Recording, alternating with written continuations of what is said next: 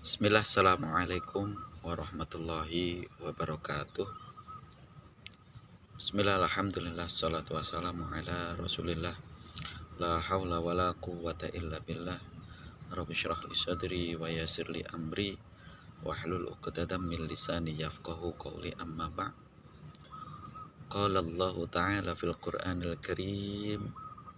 A'udzu billahi minasyaitonir rajim. Kullu nafsin dha'iqatul maut. Al-ayah, sadaqallahul azim.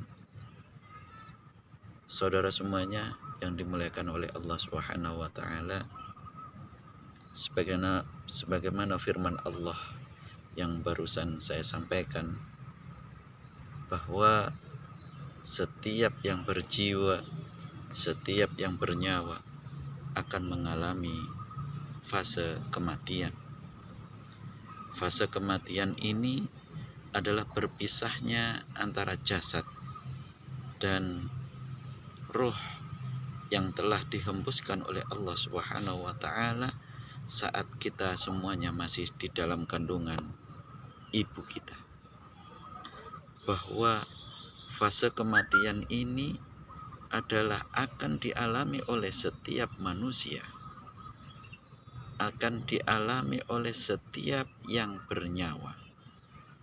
Maka harapannya kita semuanya ketika mengalami fase kematian ini, itu adalah dalam kondisi terbaik kita, dalam kondisi husnul khotimah. Allahumma amin. Dan kita bisa menyaksikan, para pemirsa semuanya, bahwa di sini ini adalah tempat pemakaman atau tempat kuburan yang di dalamnya alhamdulillah subhanallah ini terasa sangat indah, terasa sangat damai orang-orang yang ada di dalamnya. Ini adalah makam dari ayah, makam dari nenek, makam dari ibu. Ini ada mbah buyut, ada mbah, dan orang-orang lainnya yang sudah mengalami fase kematian. Sebuah pengharapan bahwa kehidupan mereka di alam barzah itu senantiasa mendapatkan kenikmatan dari Allah Subhanahu wa taala. Allahumma amin.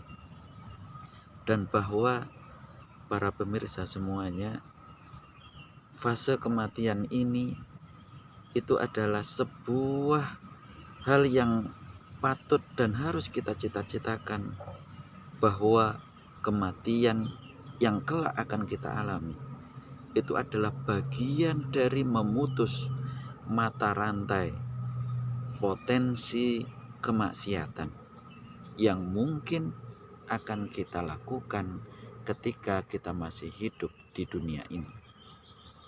Dan juga kematian itu kita mengharapkan bagian dari istirahat terindah kita dari semua hiruk pikuk aktivitas kehidupan di dunia,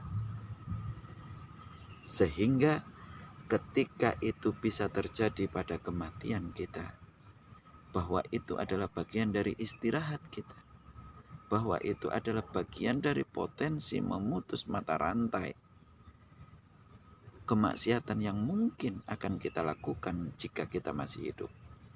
Dan kematian kita harapkan sebagai ladang bagaimana kita menikmati hasil jerih payah amal ibadah yang kita lakukan selama hidup di kehidupan dunia ini.